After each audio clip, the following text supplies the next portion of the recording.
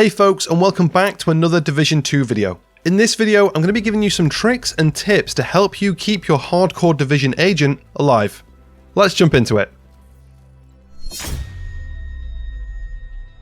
First, if you haven't given it a try yet and you're wondering what is a hardcore Division agent, a hardcore agent is a different way to play Tom Clancy's The Division 2. That runs through the same game as the normal Division agent would, but with one big difference. If your character dies, the character is completely deleted. That's it. Dead. No matter the level or at which part of the game you're at, it's gone. You could level this character from 1 all the way to level 40 or SHD level 1000, and one sneaky outcast bomber could really ruin your day fast, wiping the character slot clean, leaving you with nothing more than the ability to start a new, standard or hardcore character, and probably a broken monitor or TV. And if you're thinking, easy, I'll grind some gear on another character, pop it in the stash, get it out using my hardcore character. Nope. Hardcore characters don't use the shared stash, so you have access to none of your other weapons or gear from your other characters. Everything has to be farmed with that hardcore character. If you want to start a hardcore character, all you have to do is go to an empty character slot, and you'll notice underneath New Agent, you also have Hardcore Agent as an option too. It is worth mentioning though that this is a beta game mode, and actually an unintended one. The Hardcore game mode was actually a side project of a developer working on the game, and because there was so much of a demand for this kind of game mode, they decided to add it in. At this point in the game's life, I don't know if it will ever leave beta, but that doesn't stop it from being a really fun way to play the game. So, like I said, starting a new hardcore agent just means playing through the game, but without the stash. You can't matchmake with people on normal characters, and if your character dies, you lose the whole character. You can, however, matchmake with other hardcore agents though, and the way to tell that you or if somebody else is playing on a hardcore character is this orange icon next to your experience bar or another player's name. Currently, there's only one cosmetic reward you can get by playing on a hardcore character, and that's the YOLO cap for reaching level 2.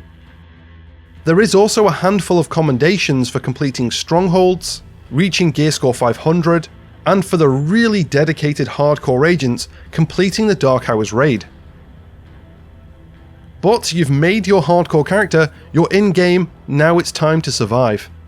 First, I would 100% over anything else grab the Revive Hive as your first skill. Yes, you could do with some kind of healing, but we have armor kits for that. What we really need in hardcore mode is a safety net, and when you're playing solo, if you go down with a Revive Hive in one of your skill slots, it will automatically drop, picking you back up. And this can be a real lifesaver if things go wrong. Next, let's talk about positioning in a fight. In hardcore, it's always smart to try and keep a good distance between you and the enemy. This will keep you in control of the fight. Up close, the enemy factions in the Division 2 can be surprisingly smart and aggressive. They'll charge you down or try and flank you at every opportunity. Not to mention outcast bombers, hyena remote control cars, and other explosive enemies that will stagger you out of cover. But at a distance, the enemy factions in the Division 2 are as dumb as a bag of rocks, making it much easier for you to stay control, and also giving you more time to deal with any kind of explosive enemies before they can reach you. If you find enemies start pushing up to you, trying to close the gap, retreat back a little bit, always keeping that distance and control over what's going on. Because you want to keep the distance between yourself and the enemy, assault rifles, rifles, and marksman rifles are your friend. SMGs and shotguns have a huge damage drop-off, meaning the further away you are from the target, the less damage they will do. So make sure you're equipped to suit the situation. I'd recommend taking an assault rifle as your primary and a rifle as your secondary. The rifle is perfect for picking off targets at range without the need to be scoped in, keeping your full view and avoiding creating those blind spots created by the scope view. Then, if something gets too close or is too small to accurately hit, you just switch to the assault rifle. But what about gear? On hardcore, it's worth thinking about gear a little bit differently. It's not all about damage, because the goal isn't just to do damage, but also survive. so don't be afraid of mixing it up a little bit and adding a bit more hybrid into your build.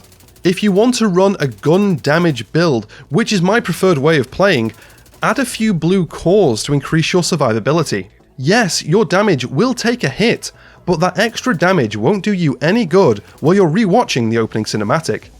If you want to make life easy for yourself, the safest option for hardcore is to run a robot build. Stack up some yellow cores to skill tier 6 and use the striker drone and assault turret. As long as you keep your distance and make sure your character is in a safe position, you can clear a room without ever showing your head.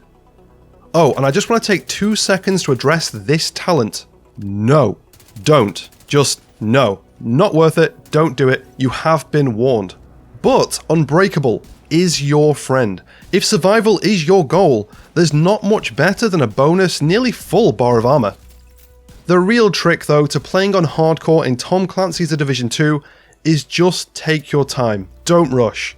There are so many enemy types that will rush you, spawn behind you, or let's be honest, just pop in out of nowhere.